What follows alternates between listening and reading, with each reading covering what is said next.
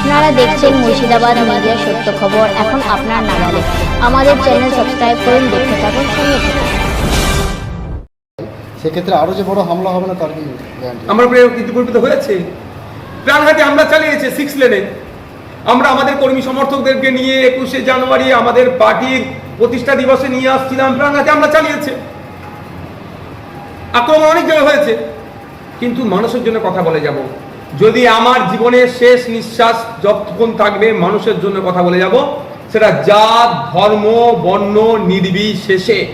কোনো জায়গায় মুসলমান আক্রান্ত হচ্ছে তার পক্ষে নেব, কোনো জায়গায় হিন্দু আক্রমণ হচ্ছে তার পক্ষে নেব, কোনো জায়গায় আদিবাসী আক্রমণ হচ্ছে তার পক্ষে নেব। পার্টিকুলার কোনো ধর্মের মানুষ জাতের পক্ষে নিয়ে আমি নয়। যারাই আক্রান্ত সে যে কোনো ধর্মের হতে পারে, তাদের পাশে থাকবো। যারা আক্রমণ করছে তাদের বিরুদ্ধে কথা বলবো। তাতে যদি আমাকে প্রাণে মেরে দেয়, আমি হাসি মুখে মৃত্যুবরণ করে নেব, কিন্তু অন্যায়ের বিরুদ্ধে কথা বলতে আমি পিছপা হব না।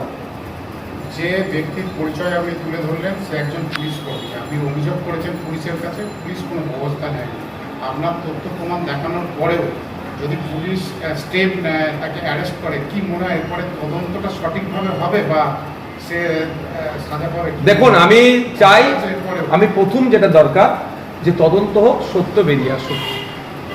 ওকে কে গ্রেফতার, ওকে কে পাঠিয়েছিল মারতে, ওর ইন্টেনশন কি ছিল, কার নির্দেশে এসেছিল, গ্রেফতার হবে, ডিটেন করবে, করবে, সব পার্ট অফ ইনভেস্টিগেশন।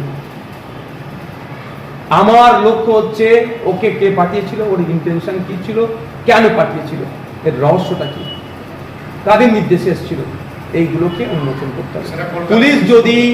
পুলিশ যদি ওকে খুঁজে না পায়, তার ডিটেলস আমি দিয়ে দিয়েছি, তাকে আমি চিনিয়ে দিচ্ছি। এই ব্যক্তি, এই ভদ্রলোকটি, তার নাম ঠিকানা, কোন পোস্টে আছে, কনস্টেবল, সবটা দিয়েছি। এরপরেও যদি না খুঁজে পাই, কোর্টে যাব। যদি তদন্তের গতি ঠিকঠাক না হয়, আপনার কথা অনুযায়ী কত গ্রেফতার করলো, তদন্তের গতি ঠিক করছে না, আইনের দরজা খোলা আছে। আমাদেরকে অন্যায়ভাবে, অনৈতিকভাবে, অগণতান্ত্রিকভাবে আমাদের ডেমোক্রেটিক রাইট এক্সারসাইজ করতে দেয়নি। আমাদেরকে তুলে নিয়ে গিয়ে 24 ঘন্টার মতো আমাদেরকে আটকে রেখেছিল জেলে। 24 ঘন্টা আমাদের আটকে রেখেছিল। পরে আইনের চড় খেয়ে মুখ ফুলিয়ে বাড়ি গিয়েছে পুলিশ প্রশাসন, আমরা বুক ফুলিয়ে বাইরে বেরিয়ে মালা পড়েছি। সুতরাং আইন জিন্দাবাদ, আইন বিচার ব্যবস্থা জিন্দাবাদ। তো আইনের প্রতি ভরসা রেখে আইনের ব্যবস্থা আমি নেব। এই ধরনের ঘটনা বহুবারই ঘটেছে, সেক্ষেত্রে দেখা